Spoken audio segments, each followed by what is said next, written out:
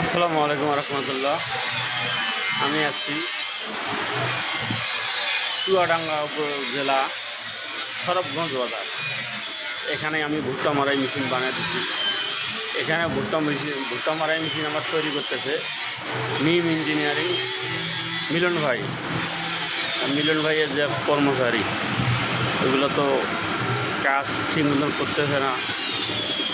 এখন আমার এখন কাজ এখনও অনেক বাকি আছে।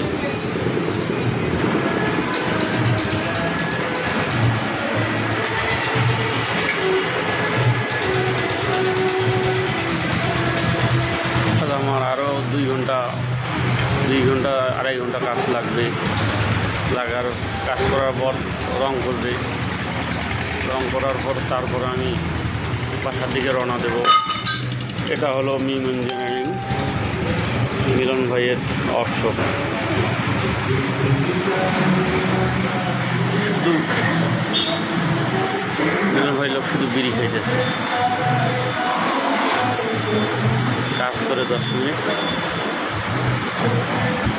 শুধু বিড়ি সিগারেট।